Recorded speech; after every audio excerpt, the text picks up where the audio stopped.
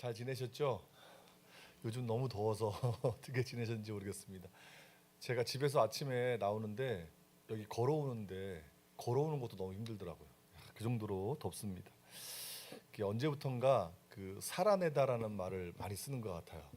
지금 방금 전에 우리 목사님도 찬양인도 하시는 중에 살아내다라는 말을 쓰셨는데 그 이제 내다라고 하는 게 보조 동사거든요. 그게 이제 앞말의 행동이 굉장히 힘든 과정이지만 그걸 잘 극복해냈을 때 붙여 쓰는 말이에요. 그래서 막아내다, 뭐 이렇게 살아내다, 네, 이런 말을 쓰는 것 같습니다. 그러니까 우리 삶이 힘겹게 느껴지니까 그 살아내다라는 말을 많이 쓰는 게 아닐까 싶습니다. 사는 게 힘들죠. 네, 쉽지 않습니다. 저도 일하는 목사로 살다 보니까 주중에 이제 일을 제가 열심히 하지 않습니까? 그래서 사는 게 참 쉽지 않구나. 그런 걸 저도 많이 이제 깨닫게 알게 되고 또 살아내다라는 말이 또 공감이 가고 와닿는 것 같습니다. 자, 오늘 우리가 창세기 말씀을 읽었는데 요셉이라고 하는 인물은 여러분 잘 아실 거예요. 그 요셉이라는 인물을 통해서 하나님의 그 선과 인간의 책임이라는 제목으로 함께 은혜를 나누고자 합니다. 우리가 이제 교회를 다니신 이제 연륜이 이제 다 다르다 보니까 어떤 분들은 요셉 이야기 한다 그러면 또 요셉이야. 요셉 이야기 너무 많이 아니까 잘 아니까 지겹게 느끼실 수도 있는데 또 어떤 분들은 요셉이라는 인물이 또 생소할 수도 있어요. 그래서 뭐 대부분은 잘 아시겠지만 그래도 요셉이라는 인물 아시는 분들은 다 알아도 모르는 척 들어주시고 또 모르시는 분들은 요셉이 이런 사람이었구나 또 이렇게 또 알게 되는 시간이 되었으면 좋겠습니다. 요셉이라는 인물은 이제 우리가 흔히 이제 꿈의 사람으로 알고 있습니다. 그렇게 알려져 있습니다. 성경에 보면 요셉이 어릴 적에 꿈을 꾸거든요. 창세기 37장에 보면 그 내용이 나오는데 그 형제들이 있었어요. 근데 형제들의 곡식단이 요셉이 소유한 그 곡식단에 절을 하는 그런 꿈을 꾸고 또 해와 달과 11별 이제 형제가 11형제가 있었으니까 11별이 자신에게 절하는 꿈도 꿉니다. 놀랍게도 그 꿈은 실제로 이루어졌습니다. 세월이 한참 지나서 그 요셉이 살던 땅이 이제 가나안 땅 아닙니까? 그 가나안 땅에 기근이 들었을 때 그 곡식을 얻기 위해서 애굽으로 왔던 이제 요셉의 형제들 그때 요셉은 애굽의 총리로 있었거든요. 형제들이 애굽의 총리였던 요셉에게 절하는 장면이 창세기 42장에 나오는데 이제 그게 실제로 이루어진 거죠. 그래서 창세기 42장 9절에 보니까 요셉은 그때 형제들이 자기에게 절을 할 때 자신의 꿈을 이렇게 생각했다 그렇게 말씀합니다. 그러니까 요셉의 꿈이 이루어졌다는 것을 확인시켜주는 성경의 표현이죠. 사실 요셉의 이야기에서 꿈은 굉장히 중요한 매개입니다. 어릴 적에 꿈을 꾼 것도 그렇고 또 형제들의 그 이제 시기와 질투와 증오 때문에 이제 애굽 그 상인들에게 팔려서 애굽으로 건너오지 않습니까? 그래서 보디발이라고 하는 사람 이 이제 장군이었는데 그 가정에서 이렇게 하인으로 있다가 나중에 가정 총무까지 오르거든요. 그런데 이제 뜻하지 않게 감옥에 갇히는 일이 생깁니다. 그래서 그 감옥에 갇혔을 때 마침 같이 함께 갇히게 되었던 관원장들 그 관원장들의 꿈을 해석해 주는 일도 또 있었고요. 또 바로의 그 꿈, 그러니까 이집트의 파라오였던 그 파라오의 꿈을 풀이해서 애굽의 총리까지 이르는 과정 등을 살펴보면 꿈이 요셉에게 하나님의 선물이기도 했고 또 하나님의 일하심을 보여주는 도구이기도 했다는 것을 우리가 알 수 있습니다. 그래서 어떤 면에서는 하나님께서 요셉의 꿈을 통해 당신의 주권을 드러낸 것이다 이렇게 볼 수도 있습니다. 그렇게 보면 요셉을 꿈의 사람이라고 해도 틀린 말은 아닐 것입니다. 그러나 요셉을 꿈을 쫓는 사람이었다 혹은 꿈을 꾸는 사람이었다. 요즘에 어떤 아이들이 좋아하는 가구 브랜드 중에 꿈꾸는 사람 요셉이라는 브랜드도 있던데요. 요셉을 꿈을 쫓는 사람, 꿈꾸는 사람 이렇게 말을 한다면 거기에는 좀 오해의 소지가 있을 것 같습니다. 물론 요셉이 철없던 어린 시절에 꿈을 통해서 성공에 대한 욕심이나 또 야망을 가졌을지도 모릅니다. 하지만 형제들에 의해서 애굽으로 팔려온 이후로 특별히 노예의 자리에 있을 때, 그리고 보디발의 그 집에서 가정 총무를 거쳐서 또 총리의 자리까지 이르는 동안 꿈이 그 요셉의 인생의 동력이었다, 이렇게 말하기는 좀 어렵습니다. 오히려 요셉은 그 어렸을 적 꾸었던 꿈을 잊어버리고 살았죠. 고생스러운 애굽의 환경에서 그저 하루하루를 신실하게 살고 하나님 안에서 믿음을 지켰을 뿐이지, 그 꿈을 이루기 위해서 그 꿈을 쫓아서 그 꿈을 비전으로 삼아서 살지는 않았습니다. 우리가 잘 아는 이야기지만 요셉의 어린 시절을 한번 복기해 보겠습니다. 요셉은 이제 형제가 12이에요. 요셉의 동생이 누구죠? 베냐민이라는 동생이 있었고 위에 이제 10명의 형이 있었는데, 요셉이 이제 형들의 시기와 질투를 받을 때는 이제 베냐민이 태어나기 전이니까 이제 11명의 형제가 있었을 때 그 아버지 야곱의 총애를 받았던 사람이었습니다. 야곱의 11번째 아들로 태어났지만 야곱에게 부인이 4명 있었거든요. 그 4명이 있었는데 그 중에 이제 야곱이 진짜 사랑했던 이제 부인은 라헬이었단 말이에요. 그 라헬의 첫 번째 소생이었기 때문에 야곱은 요셉을 특별히 사랑을 했습니다. 또 그 라헬의 소생이기도 했고 또 노년에 얻은 아들이었기 때문에 특별한 사랑을 받았죠. 창세기 37장 3절에 보니까 야곱이 여러 아들들보다 요셉을 더 사랑해서 채색 옷을 지어 입혔다고 말씀합니다. 이것은 야곱이 요셉을 지나칠 정도로 편애했다는 의미입니다. 이때 형제들의 마음이 편하지가 않았어요.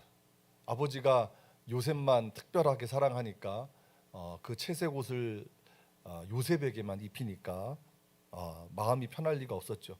아버지가 요셉을 편애하면 편애할수록 형제들은 요셉을 더 미워하게 되었고 다정한 말 한마디 붙이지 않았습니다. 자, 그런데 여기에는 문제가 하나 있습니다. 어떤 문제냐면 사실 고대 사회에서 형제 관계는 요즘식으로 말하는 형제 관계가 아니에요. 경쟁 관계예요. 형제 관계는. 성경에서는 장자권이라는 말을 쓰지만 아버지의 상속인이 누가 되느냐 하는 것은 물론 맏아들이 가장 유리한 위치에 있긴 했지만 그 아들들의 능력에 따라서 아버지의 신임을 누가 얻느냐에 이제 문제가 걸려 있는 건데, 누구든지 자신의 능력을 통해서 아버지의 신임을 얻으면 상속자가 될 수 있는 거란 말이에요. 그런데 요셉은 자신의 능력과 상관없이 아버지의 선택을 이미 받은 거예요. 그러니까 채색 옷을 지어 이제 입혔다. 야곱이 채색 옷을 지어 입혔다라고 하는 것은 내가 다른 아들들보다 이 아들을 더 사랑한다는 것을 다른 아들들에게도 보여준 것이고, 내가 이 아들을, 나의 장자권을 이 아들에게 줄 것이다라는 것을 공식적으로 선언하는 거나 마찬가지였어요. 채색 옷이라고 하는 것은 당시 왕의 신분을 나타내기도 했거든요. 그러니까 야곱이 요셉에게 채색 옷을 입힘으로써 내가 이제 나의 상속자로 요셉을 점찍어 놨다, 이렇게 공적으로 표현하는 것과 다름이 없었습니다. 그러니 형제들로서는 요셉의 존재를 인해서 이제 경쟁 관계를 통해서 누가 상속인이 되느냐 하는 문제가 있어야 되는데 그게 아니라 불공정한 경쟁을 하고 있는 거죠. 아무리 자신의 능력을 발휘하고 아버지에게 어떤 신임을 얻는다고 할지라도 이미 아버지의 마음은 요셉에게 기울어 있는 거예요. 형제들이 요셉을 미워했던 것은 단순히 시기와 질투의 감정만이 아니었습니다. 그 이상이었습니다. 어쩌면 형제들은 요셉에게 생존의 위협을 느꼈을지도 모릅니다. 요셉이 상속자가 되면 자신들이 누려야 될 것들, 자신들이 가져야 될 것들을 다 빼앗길 뿐만 아니라 자신들이 살아가는데도 어려움이 있겠다 싶었던 거죠. 창세기 37장 18절에 보니까 도단이라고 하는 곳에서 형제들이 요셉을 죽이려고 모의합니다. 근본적인 동기는 증오의 감정 때문이었지만 경쟁자를 제거하려는 목적이 더 컸습니다. 야곱의 편애가 불러온 비극입니다. 다행히 요셉이 어떻게 됩니까? 죽습니까? 죽지는 않았어요.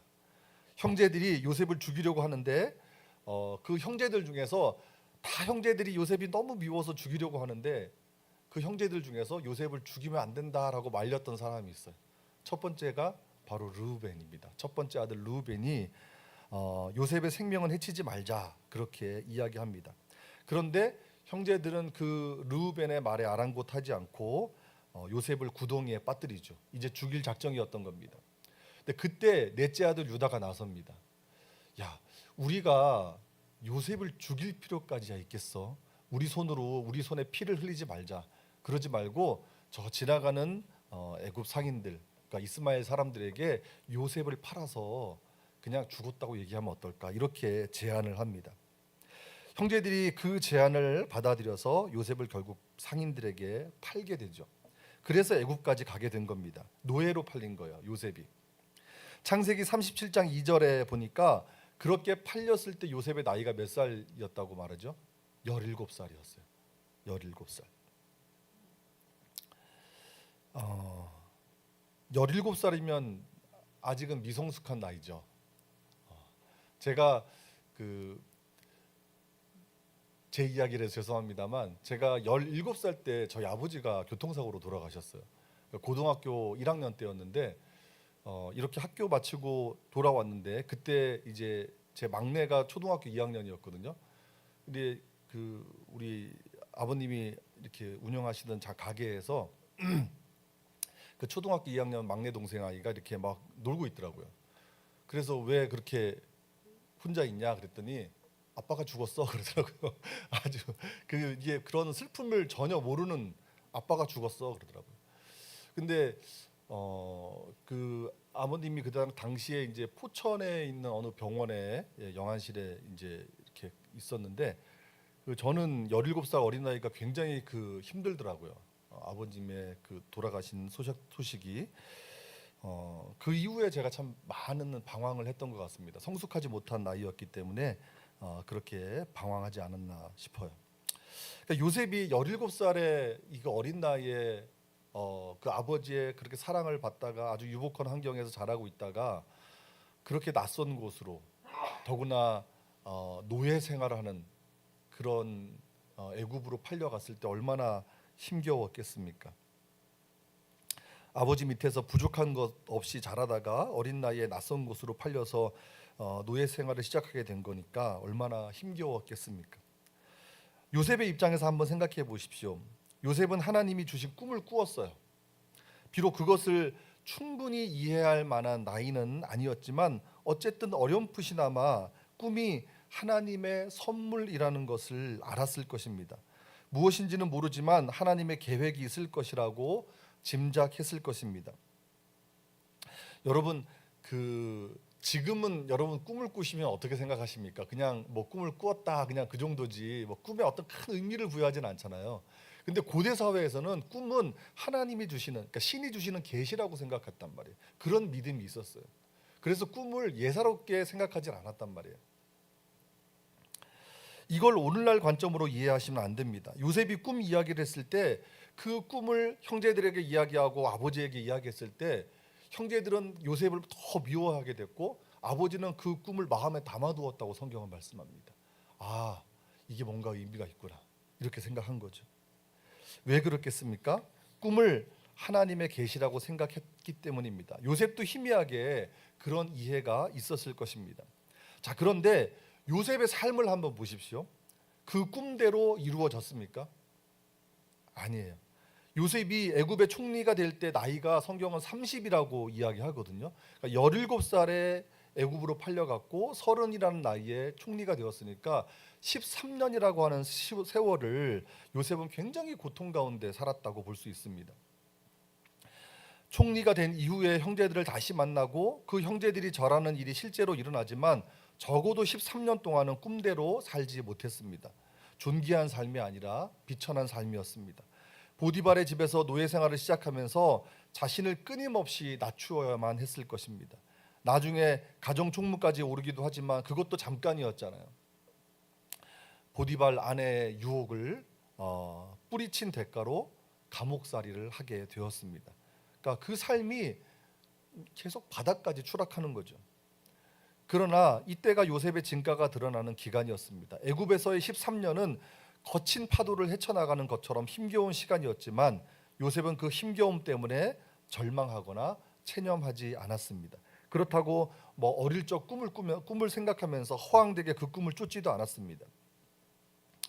여러분, 이게 정말 중요한 것입니다. 요셉은 참 신실한 사람이었습니다. 보디발의 집에 있을 때 노예 생활에 성실했어요. 노예 생활에 성실했으니까 가정 총무까지 이르게 된 거 아니겠습니까? 그냥 남들 볼 때만 열심히 하고 안 볼 때는 대충대충 하고 그랬으면 그런 자리까지 오를 수 있었겠습니까? 보디발의 아내가 유혹할 때 아무도 없었잖아요. 요셉은 하나님 앞에서 신실했던 사람이었습니다. 내가 어찌 하나님 앞에서 범죄하겠냐고 하면서 그것을 뿌리칩니다. 억울한 옥살이를 할 때에도 간수장이 그 재반 사물을 다 요셉에게 맡길 만큼 그는 진실한 사람이었고 성실한 사람이었습니다. 요셉은 고난의 터널을 지나는 동안에 자신의 신분이나 처지에 절망하지 않았습니다. 성경에 요셉이 자신의 삶을 절망하거나 좌절했다고 성경은 기록하지 않습니다. 하나님을 신뢰했기 때문입니다. 그렇다고 하나님께 모든 걸 미루면서 한순간에 역전을 기대했던 사람도 아니었습니다. 하나님을 신뢰하면서 그저 하루하루 신실하게 자신의 책임을 다했던 것이죠. 제가 앞에서 창세기 42장 9절 말씀을 드렸지만 형제들이 곡식을 사기 위해서, 그러니까 요셉은 애굽에 이제 총리가 이미 되어 있는 거예요.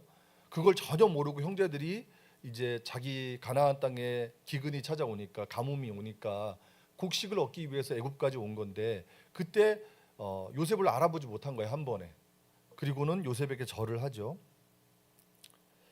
요셉에게 절을 할 때 요셉이 그 꿈을 생각했다고 창세기 42장 9절을 말씀합니다. 어릴 적 꾸었던 꿈, 하나님이 선물로 주신 꿈이 잊어버리고 살았는데 그때 비로소 생각이 난 거예요. 아, 내가 어렸을 적 이런 꿈을 꾸었었는데 이게 마치 지금 이 상황을 말하는 게 아닌가? 이렇게 막연하게 생각했을 것 같아요.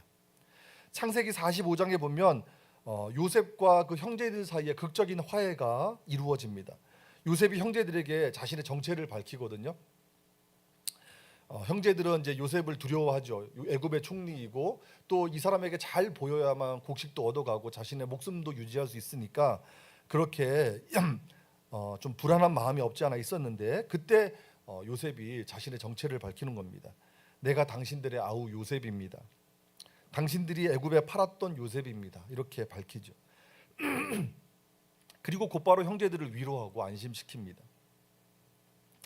당신들이 나를 이곳에 팔았다고 해서 근심하지 마십시오. 하나님이 생명을 구원하시려고 나를 당신들보다 먼저 여기에 보낸 겁니다. 창세기 45장 5절의 말씀입니다. 간곡하게 얘기해요. 그리고는 요셉은 동생 베냐민의 목을 안고 형제들과 부둥켜 안고 웁니다. 20년 이상 깨어졌던 관계가 회복되는 순간입니다. 자, 그런데 이제 오늘 본문을 한번 보십시오. 15절을 보시면 형제들이 요셉의 진심을 의심하죠. 아버지 야곱이 죽었으니까 요셉이 용서와 화해의 마음을 버리고 자신들에게 복수하지 않을까 걱정이 되었던 겁니다. 야, 아버지가 살아 계셨을 때는 아버지 얼굴 봐서 우리를 이렇게 감싸주는 것 같았지만 이제 아버지가 죽었으니 분명 요셉이 본색을 드러낼 거야. 어렸을 때 우리가 얼마나 그를 학대했니? 그를 미워했니? 불안한 마음이 들었던 거죠. 그리고 요셉에게 자기 동생이지만 다시 한번 머리를 숙이고 절을 합니다. 형제들이 살려달라는 거죠. 나쁜 마음 품지 말고 우리를 용서해 달라는 거죠. 이때 요셉이 크게 울었어요. 성경에 보니까 크게 울면서 내가 어찌 하나님을 대신할 수 있겠느냐는 말을 합니다. 요셉은 자기 자신은 심판자가 아니라고 이야기하는 거예요. 그러니 자기를 두려워하지 말라는 거죠. 그러면서 정말 놀라운 말을 합니다. 그게 바로 20절 말씀입니다. 같이 한번 우리 20절 말씀 읽어볼까요? 시작. 당신들은 나를 해하려 하였으나 하나님은 그것을 선으로 바꾸사 오늘과 같이 많은 백성의 생명을 구원하게 하시려 하셨나니. 이 20절 말씀을 제가 새번역 성경으로 찾아서 왔는데 이렇게 번역했습니다. 형님들은 나를 해치려고 하였지만 하나님은 오히려 그것을 선하게 바꾸셔서 오늘과 같이 수많은 사람의 생명을 구원하셨습니다. 요셉이 이렇게 얘기한 거예요. 여러분, 이 말씀은 요셉의 깨달음이고 깨우침입니다. 형제들이 가나안 땅에 기근이 들었을 때 애굽으로 내려옵니다. 그들은 아무것도 모르고 요셉에게 절을 합니다. 곡식을 사기 위해서 어쩔 수 없었어요. 그러나 요셉은 그것을 예사롭게 생각하지 않았습니다.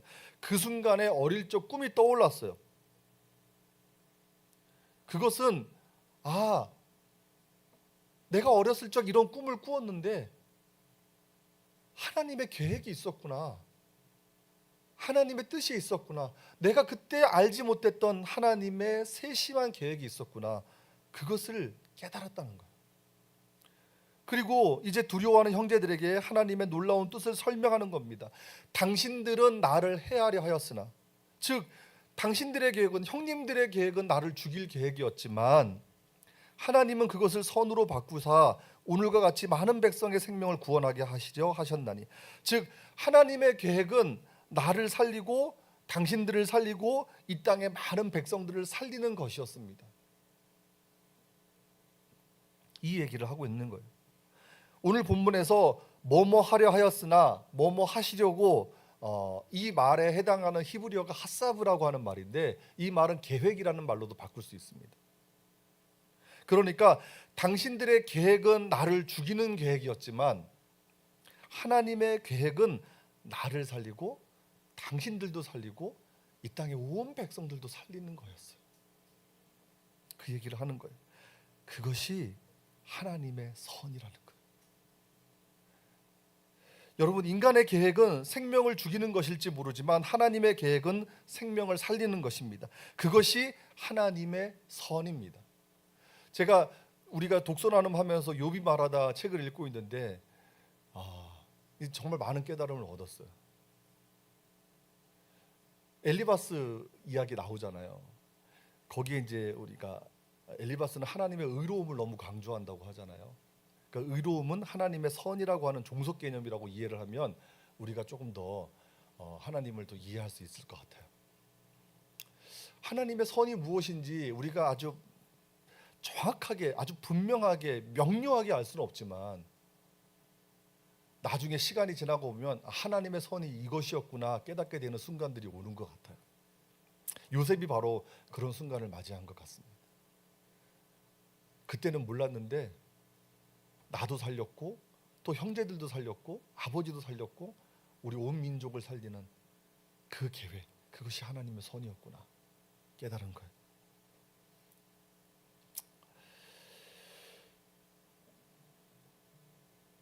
요셉의 어릴 적 꿈은 요셉이 높은 자리에 앉고 지도자의 반열에 오를 것이라는 그런 계시가 아니었어요. 우리가 흔히 그렇게 풀이하죠. 주일학교에서. 어린 시절의 요셉은 막연하게 그런 소망을 가졌을지도 모르겠어요. 제가 요셉의 마음에 들어가 보지는 않았지만, 그러나 요셉은 그 고생스러운 애굽 생활을 하면서 어떤 고지, 내가 저기 위에 올라야지 하는 그 고지를 추구한 적이 단 한 번도 없어요. 요셉은. 만약 요셉이 어떤 그런 고지론적인 소망에 붙들려 살았다면 기껏해야 군림하고 앞지 않은 지도자가 되었을 것이라고 저는 생각합니다. 다만 요셉은 하나님을 신뢰했어요. 그리고 주어진 삶에 신실했어요. 노예 생활을 할 때, 그 가정에서 노예 생활을 할 때 노예 생활에 신실했어요. 그래서 가정 총무까지 이르게 된 거예요. 감옥살이를 하면서도 그 감옥살이에 신실했어요.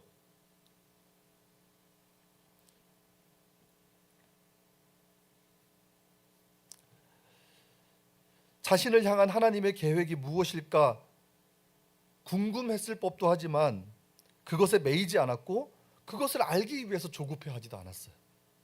그저 묵묵하게 자신의 책임을 다했을 뿐입니다. 그러나 애굽에서의 13년 고난의 시간이 지나고 또 총리로서 7년여 세월을 보낸 다음에 형제들을 상봉하는 자리에서 희미했던, 막연했던 그런 하나님의 계획을 분명히 알게 되었습니다. 자신을 향한 하나님의 계획은 생명을 살리는 것이었구나, 사실을 이제야 드디어 깨닫게 된 것입니다. 여러분, 우리도 마찬가지입니다. 우리에게도 하나님의 계획이 있습니다. 물론 현실을 보면 우리의 현실을 보면 하나님의 계획이 정말 있기는 한 걸까? 의심하게 만드는 고난이 있고 삶의 난관이 있죠. 요셉의 삶이 그런 현실에 대한 생생한 증언 아니겠습니까? 그러나 우리를 향한 하나님의 계획이 분명히 있습니다. 하나님께서 모든 것을 합력하여 선을 이루시는 분인 것을 여러분 믿으십니까? 모든 것을 합력하여 선을 이루시는 하나님의 뜻이 분명히 있습니다. 그러니 하나님을 신뢰하십시오. 다만 우리가 오늘 본문을 통해서 깨달을 것은 이스라엘을 위한 생명의 계획이 요셉의 신실한 삶을 통해서 구체화되었다는 사실을 우리가 기억할 필요가 있습니다. 달리 말하면 하나님의 선이 있다면 인간의 책임도 있다는 거예요. 여러분, 우리 삶에 고난이 있어도 하나님의 선이 희망입니다. 그 선이 무엇인지 명확하게 명료하게 우리가 진술할 수는 없지만 하나님의 선이 있습니다. 그것이 우리의 희망입니다. 염려와 근심이 우리 삶을 압도해도 낙심하거나 포기하지 않았으면 좋겠습니다. 우리가 힘들더라도 현재 살아가는 일에 집중하다 보면 그 삶에 누구보다 신실하다 보면 열매가 분명히 있을 것이라고 말씀드리고 싶습니다. 삶을 비관하지 마시고 그렇다고 허황된 낙관주의에도 빠지지 마시기를 바랍니다. 하나님의 선을 신뢰하면서 그저 신실하게 우리의 책임을 다하는 사람들이 되기를 주님의 이름으로 간절히 축복합니다. 마지막으로 제가 참 좋아하는 문장 하나를 소개해 드릴까 합니다. 미국의 성공의 사제인데요, 여성 사제입니다. 그리고 아주 뛰어난 작가이기도 한 신시아 부조라고 하는 분이 한 말인데, 우리가 온 힘을 다해 나아간다면 희망 또한 온 힘을 다해 우리를 인도할 것입니다. 그 희망이 무엇이겠습니까? 저는 그 희망이 하나님의 선이라고 믿습니다. 이 시간 우리 함께 찬양하겠습니다. 우리 함께 보리라라는 찬양인데요, 저는 세상을 향한 하나님의 선이 있다고 믿습니다. 하나님께서 창조하신 이 세상을 향한 하나님의 선이 있습니다. 하나님께서 이 세상을 향한 하나님의 선이 무엇일까? 그것은 요셉이 깨달은 것처럼 하나님께서 다시 이 땅을 회복시키시고 교회를 회복시키시고 생명을 회복시키는 그 일이 아닐까 싶습니다. 그러나 그런 하나님의 선을 보기 위해서 우리가 이 땅에 살아갈 때 우리의 신실함도 있어야 된다고 저는 믿습니다. 오늘 찬양 가사에 보니까 우리가 눈물로 한 알의 씨앗을 심고 그리고 땀 흘려 소망의 길을 만드는 일이 필요하다. 그것이 우리의 신실함이 아닐까 싶습니다. 이 시간 우리 함께 보리라 찬양하겠습니다.